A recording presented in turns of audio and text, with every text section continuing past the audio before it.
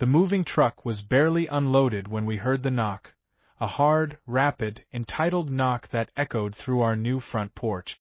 My mom sighed, already sensing trouble, and opened the door to find a woman in her 50s wearing a pastel tracksuit, oversized sunglasses, and clutching a clipboard like a weapon. "Welcome to the neighborhood," she said with a fake smile.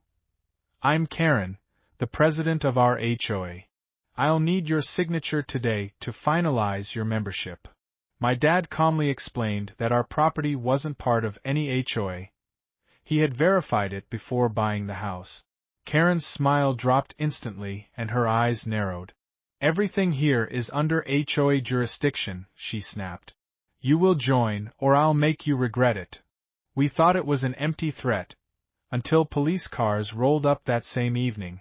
The officer approached politely but firmly. Karen had claimed we were squatting on HOA-managed land and refusing lawful compliance. Dad showed them the deed, but Karen had already dragged over 3 of her HOA board members to insist otherwise. "It's all a misunderstanding," Dad tried to say. But Karen interrupted. "You'll pay $1,200 in initiation fees today, or I'll file trespassing charges. I know people in City Hall." Grandpa, who had quietly listened in the background, stood up slowly, straightened his spine, and walked out in full military posture. "I suggest you leave my family alone," he said with icy calm. The police officer recognized him immediately. "General Thompson?" Karen's face turned white. "Sir, is this your residence?" Grandpa nodded. "And I'd love to speak with your supervisor, now." While Karen stammered, trying to backtrack, Grandpa calmly pulled out his phone and made a call to the mayor's office. "Tell Tom that General Thompson needs to discuss a misuse of police resources by a certain HOA president," he said. Within 30 minutes, the officer got a call back, and you could feel the shift in the air.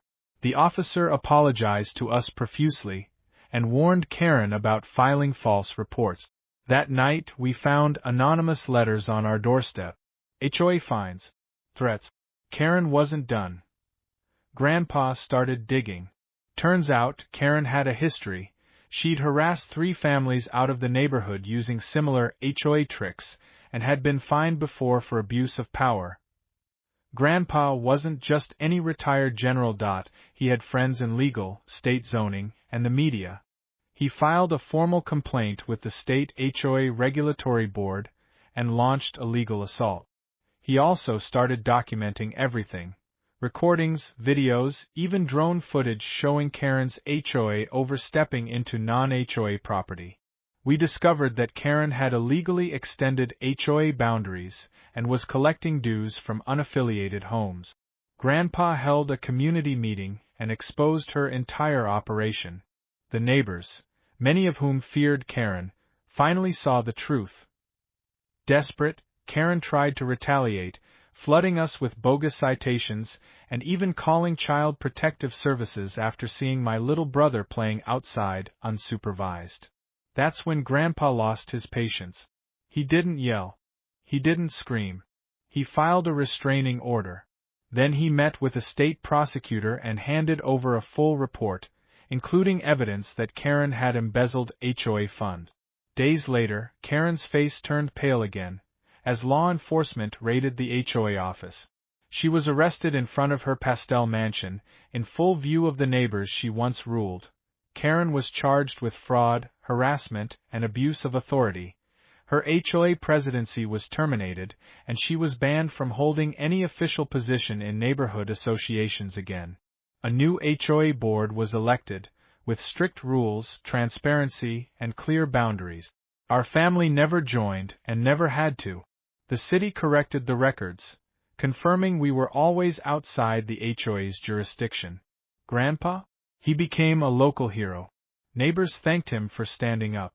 Some even asked him to lead the neighborhood council. He politely declined, choosing to spend his retirement fishing with my little brother. That day we learned 2 things. Bullies come in all forms, and power only works if people let it. Karen underestimated us, and especially Grandpa. She thought she could scare us into submission. But the moment she tried to use the law as a weapon, she forgot that some men wrote the book on standing their ground. Would you have fought back like Grandpa, or just paid the dues to avoid the drama?